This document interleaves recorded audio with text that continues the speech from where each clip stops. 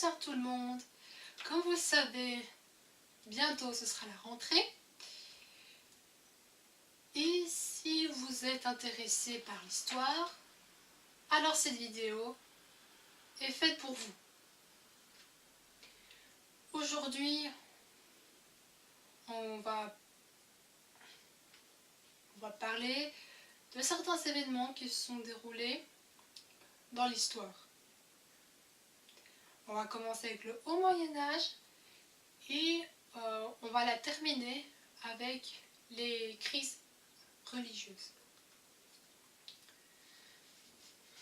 Le Haut Moyen-Âge est une période qui se situe entre l'Antiquité, donc la chute de l'Empire romain, et l'an 1000. À la fin de l'Antiquité, l'Antiquité est marquée par la chute de l'Empire romain d'Occident envahi par les barbares germains. L'Empire romain d'Occident est envahi par les barbares. L'Empire romain a été auparavant divisé en Orient et en Occident. L'Empire d'Orient, ou bien l'Empire byzantin, se porte bien. Et puis, au 5e, 6e siècle, voilà comment les choses se passent. Donc, tout d'abord, quand le christianisme a été officialisé dans l'Empire romain, donc les persécutions sont terminées, Théodose le Grand, voyant que l'Empire ne tiendrait pas le coup, divisa l'Empire en deux. D'un côté, l'Empire romain d'Occident, et de l'autre, l'Empire romain d'Orient, ou l'Empire byzantin, peu importe. Seulement voilà, en 476, sous le règne de Romulus Augustulus, donc le petit Auguste, le dernier empereur de Rome, est déposé, donc privé de son trône, par les Ostrogoths. Seulement, les Ostrogoths se montrèrent très humains envers lui. Voilà. Et pendant ce temps, les Wisigoths, les Francs, les Vandales aussi, envahissent l'Empire romain d'Occident, donc entre autres l'Angleterre, la Belgique, la France, l'Espagne, etc. Et c'est la fin de l'Empire romain d'Occident, tandis que l'Empire byzantin survivra jusqu'en 1453. Et selon les historiens,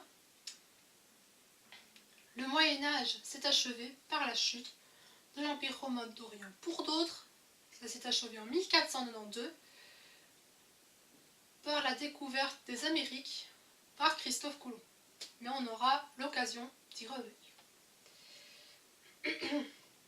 On voit comment les barbares envahissent l'Occident et l'Afrique du Nord. L'Empire byzantin se porte assez bien et assez tenu.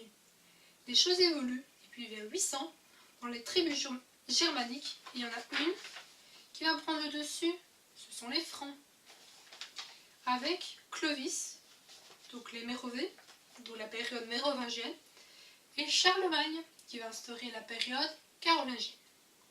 Donc vers 800, Charlemagne a réussi à reconstruire l'Empire romain d'Occident. Par contre, l'Empire byzantin a perdu la moitié de son territoire au profit des musulmans.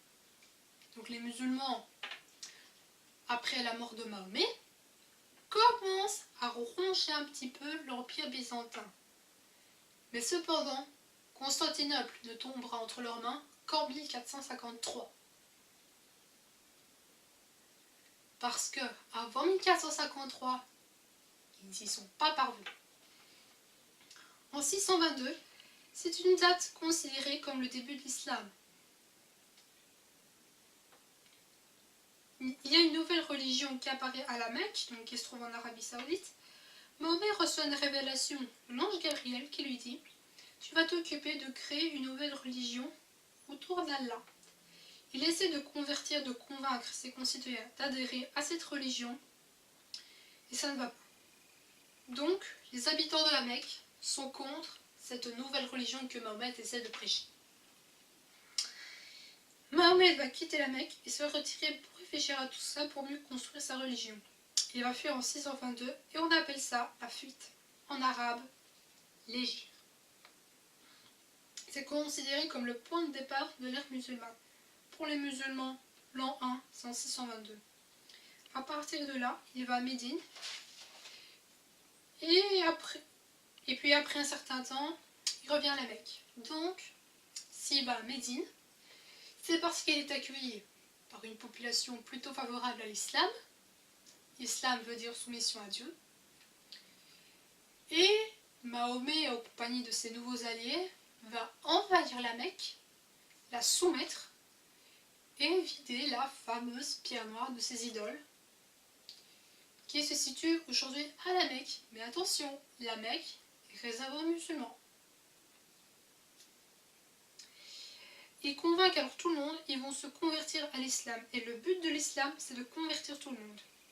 Ils ont conquis une partie de l'Empire byzantin et ont récupéré les territoires des Vandales en Afrique du Nord.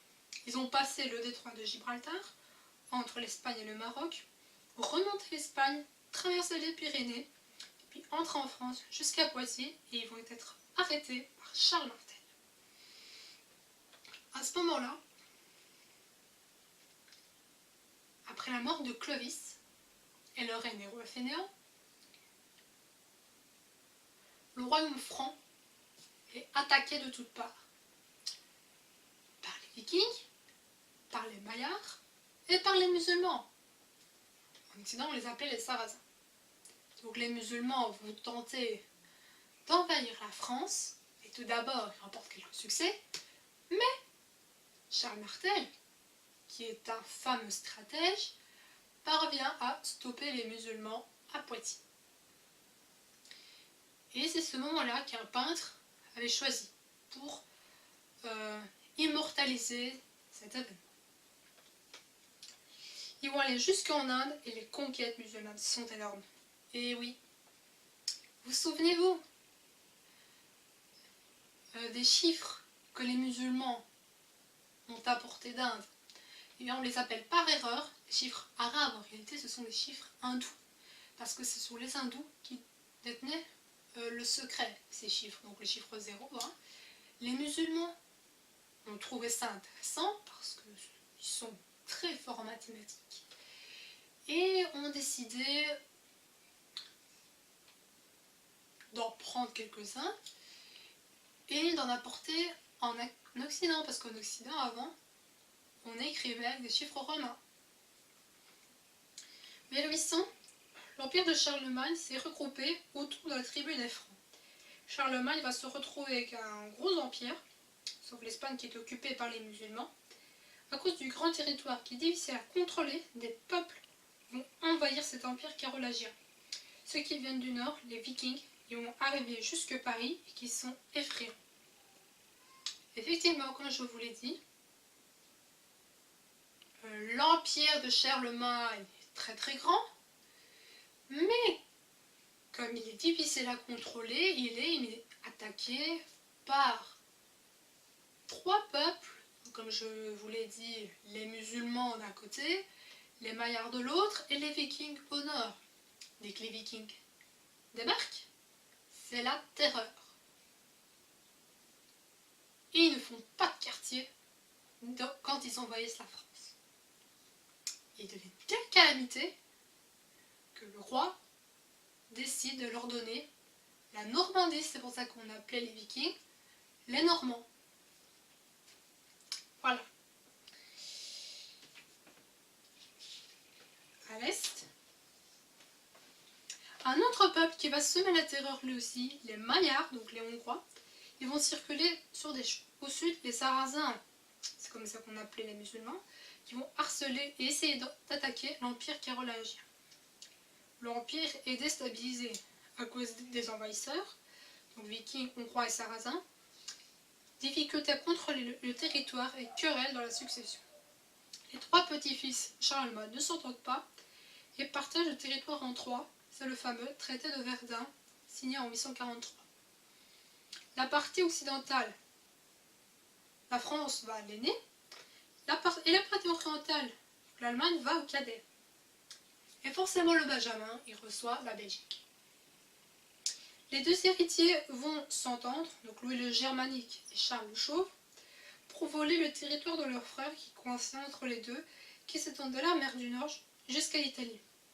Ce territoire va disparaître, cela va être l'enjeu pendant plusieurs dizaines d'années de bataille, et nous autres, nous les Belges, on est là dans cette partie. Ensuite, vous allez voir ce que le roi, pour mieux contrôler son empire, décide de faire. Donc il va donner une partie de son pouvoir à un prince. Ça peut être un duc, un comte, un marquis, un baron. Donc la personne qui reçoit une partie du pouvoir du roi, on appelle ça le vassal. C'est que le roi est le suzerain du vassal. On va voir les obligations et du suzerain et du vassal. Mais d'abord, je vais vous expliquer le concept de stratification. Stratification, ce sont les différentes couches sociales dans la société. Chaque société, chaque civilisation a des couches sociales différentes. Donc on va se retrouver dans la société féodale. Il y a trois types de sociétés féodales. On a les bellatores, du latin bellum, belli, la guerre. Donc ceux qui ne font que guerroyer. Les laboratores, ce sont les paysans, qui font que travailler. Et on va voir qu'il y a deux types de paysans. Il y a le vilain, c'est-à-dire le paysan libre qui peut quitter la villa de son maître et ne plus y revenir. Et il y a le serf qui n'a aucun droit, donc qui est attaché aux terres de son seigneur et qui est un esclave en quelque sorte. Et on a les oratores, donc ce sont ceux qui prient. On va voir qu'il y a le clergé régulier et le clergé séculier. Le clergé régulier, ce sont les moines qui doivent respecter les règles imposées par saint Benoît.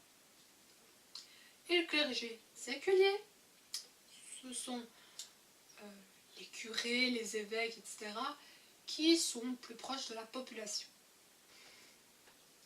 Les bellatores, donc ceux qui défendent. Ah, petite précision tout de même. Laboratores, c'est de labor laboris, le travail pénible, et oratores, ce sont en quelque sorte les orateurs. L'empire carolingien va être divisé entre les petits-fils de Charlemagne et qu'il y a beaucoup de difficultés entre les héritiers. Et cette mésentente va se poursuivre. Et puis après, on va se rendre compte que l'empire de Charlemagne va être morcelé en 6 royaumes qui vont donner naissance aux États qu'on retrouve aujourd'hui. Donc la France, l'Italie, l'Espagne, la Belgique, etc. Ces mésententes vont affaiblir le pouvoir. Il va y avoir des conflits. Il va y avoir une période où on va enrayer la sécurité. Pourquoi ? Car il y a des invasions, comme j'ai dit plus tôt, qui vont avoir lieu. Donc les Vikings, les Hongrois, les Bayards et les Sarrasins vont l'envahir. Nous autres, on va être attaqués par les Vikings. Donc les Vikings, qui viennent de Norvège, de Suède, de Finlande, ça c'est pas important, mais ils sont passés par la Belgique. Dès qu'ils passent dans un endroit où vous êtes, pas possible d'échapper à son regard. Parce que les Vikings sont plutôt costauds. Et dès qu'ils envahissent un village, ils tuent, ils pillent, ils violent. Parenthèse fermée, sinon je vais traumatiser les âmes sensibles. Les Vikings ne s'implantent pas, on a le même jusqu'à Paris par les cours d'eau. Le roi n'arrive pas à sécuriser le territoire. Qu'est-ce qu'il va faire ? Il va céder une partie de son pouvoir militaire à des seigneurs, en demandant à ces seigneurs de protéger la population et leurs biens. En échange, les seigneurs vont acquérir du pouvoir, même les pouvoirs royaux, par exemple rendre la justice. Ce sont les seigneurs qui vont rendre la justice à la place du roi, et ces gens vont avoir plus d'importance. Ces seigneurs, suppléés auprès du roi, ils vont eux-mêmes déléguer une partie de leur pouvoir à 2 petits seigneurs. Donc on va se retrouver avec des vassaux, des vassaux, donc le vassal du vassal, ça peut arriver. C'est ce qu'on appelle le régime féodal, on retrouve des traces de ce système qui viendraient apparemment des Germains.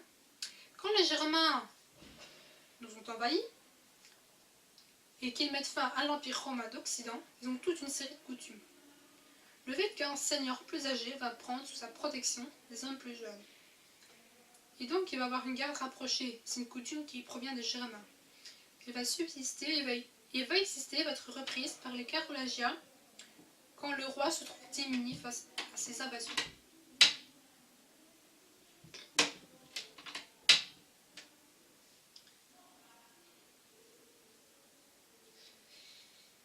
Donc, comme je l'ai dit, dans la pyramide féodale, tout au-dessus, il y a le roi ou l'empereur.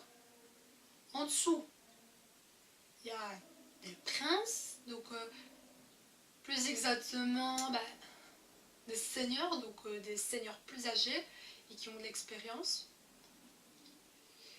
Et en dessous de ces seigneurs qui ont de l'expérience, il y aura des petits seigneurs, donc des tout jeunes hommes, qui vont être protégés par le suzerain, mais ils ont beaucoup d'obligations. En échange de l'aide qu'il apporte les seigneurs au roi, le roi va lui donner un fief. Et ce cadeau s'appelle en latin feudum, comme un système féodal. Donc un fief, c'est un cadeau. Donc la féodalité, c'est la relation entre deux hommes, l'un puissant et l'autre moins puissant. On va appeler donc le plus puissant le suzerain. Il va demander de donner la partie de son pouvoir ou un fief à un vassal pour que le vassal l'aide à gérer le territoire. Donc, il se peut qu'il y ait un prince qui soit le vassal du roi et le suzerain du duc, par exemple. Le duc devient le suzerain du baron, le vassal du prince, etc. Donc, on va se concentrer sur la cérémonie vassalique. La société féodale est basée sur l'oral, parce que les gens ne savent pas lire ni écrire. Mais les oratorisent bien. Même le roi ne savait pas lire. Charlemagne, par exemple. Il était déjà grand quand il apprenait à lire et à écrire. Lors de la cérémonie, il faut qu'il y ait des gestes et la parole qui frappe. La première étape, c'est l'hommage. Le suzerain demande au vassal « Veux-tu être mon homme ?» et l'autre répond « Oui ». C'est un peu comme il demandera à sa femme sa conjointe, je veux dire, si elle veut être son épouse. Voilà, c'est à peu près ça. Et il y aura un symbole. Le suzerain va entourer les mains de son vassal, donc pour le protéger, il s'allie pour un baiser. Ne soyez pas choqués. C'est le suzerain et le vassal vont s'allier par un baiser, c'est juste une alliance. Voilà. Le vassal, donc, il porte des vêtements moins riches, contrairement au suzerain qui porte des vêtements très colorés. Le suzerain, il peut avoir des symboles royaux, ça peut être le roi, ça peut être un autre noble. Hein. Donc, il entoure les mains du vassal, une barbe, mais c'est pas forcément obligatoire. Hein. Et des vêtements richement décorés. Et à la fois, le vassal va prêter serment sans fourberie, donc sans tromperie. Le vassal va promettre d'être fidèle à son suzerain. Il prête serment sur les reliques des saints ou la Bible. Les reliques, ce sont des objets sacrés et ont appartenu à un saint ou une sainte. Si vous avez regardé les reliques de la mort, vous savez ce que c'est. Chaque église va avoir sa chasse, donc un coffret qui contient les reliques. Avez-vous déjà entendu parler de la tapisserie de Bayeux? Eh bien, elle a été réalisée par l'épouse de Guillaume le Conquérant, qui a récupéré ses droits sur le trône d'Angleterre. En effet, Édouard le Confesseur, qui est déjà vieux, n'a pas d'héritier et décide que ce sera Guillaume qui lui succédera. Alors, il envoie Harold en France pour porter la bonne nouvelle au duc. Seulement, il s'est capturé, mais après il sera libéré. Une fois arrivé là-bas, c'est Guillaume, voilà, Édouard le confesseur t'a choisi pour le succéder. Guillaume lui dit ok. Et entre-temps, Harold devient le vassal de Guillaume. Mais qu'est-ce qui se passe? En rentrant en Angleterre, ayant appris que Édouard le confesseur est décédé, Harold, par traîtrise, ceint la couronne. Et à cause de ça, deux choses vont se produire. Une météorite, qui est signe de la colère de Dieu, va apparaître dans le ciel. Donc c'est un très mauvais présage. Et Guillaume le Conquérant, qui a appris que Harold l'a trahi, va se fâcher. Il va envahir l'Angleterre. Il va gagner la bataille de Hastings. Seulement, cet épisode-là a été facile.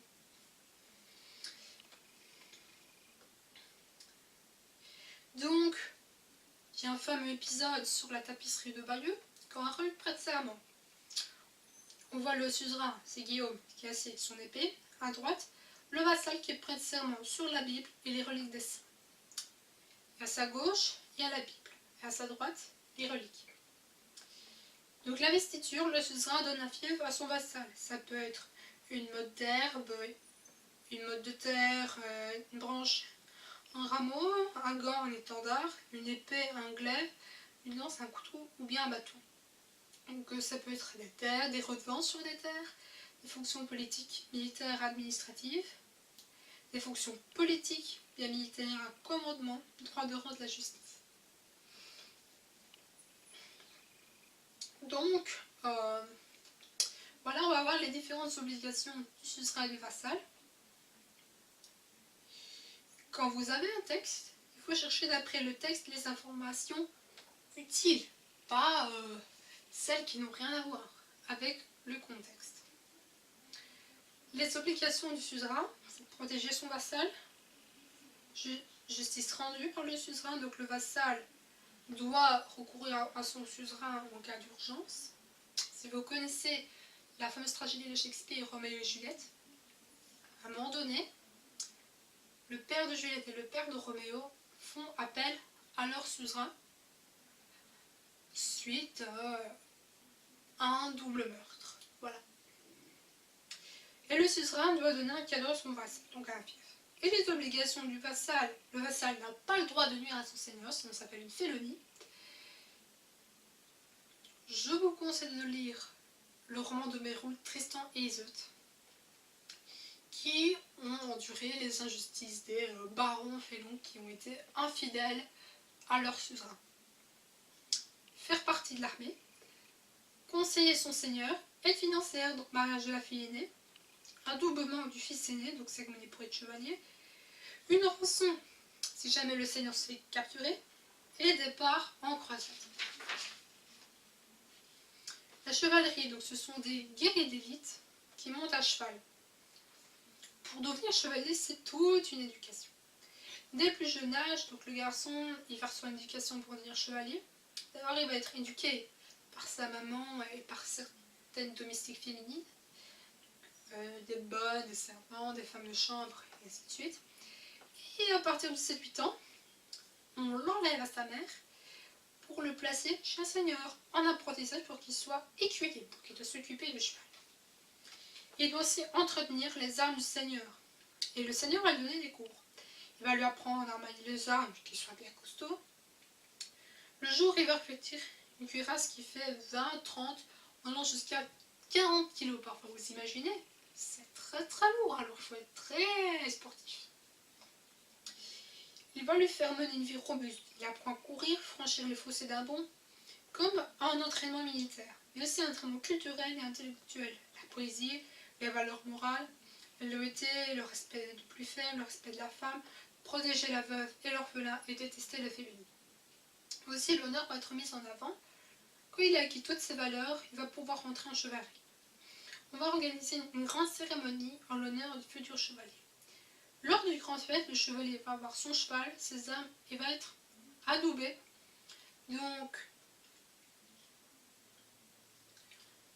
Donc le chevalier se présente devant quelqu'un d'important, qui peut être le roi par exemple, et avec son épée, il va effleurer ses deux épaules comme vous faites un signe de croix, puis il va effleurer sa tête. Et comme ici, il disait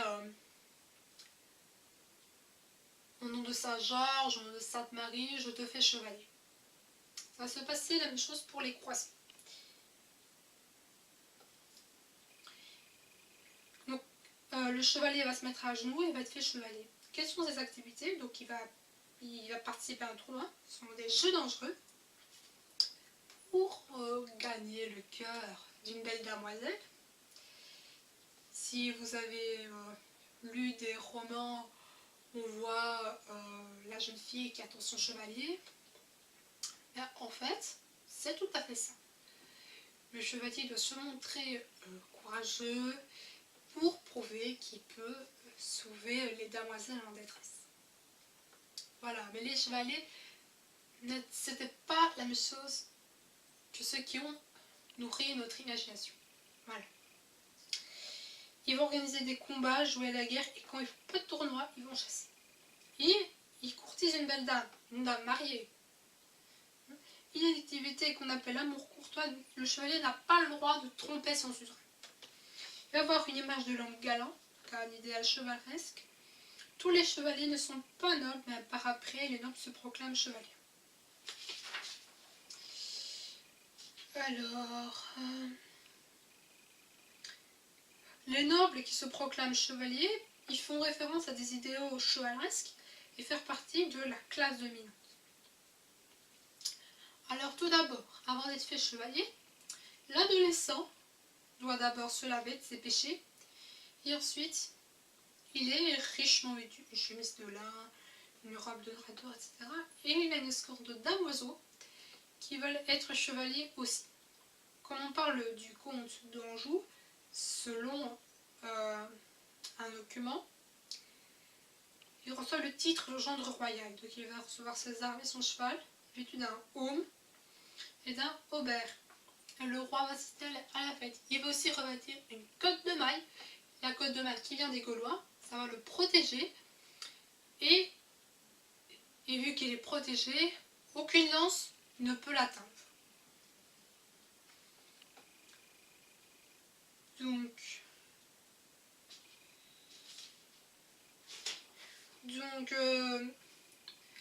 si vous voulez savoir sur l'adoubement, lisez le roman de Béroul, Tristan et Isolde. Petite précision, en ce qui concerne les valeurs morales, le chevalier doit savoir c'est quoi le bien, c'est quoi le mal.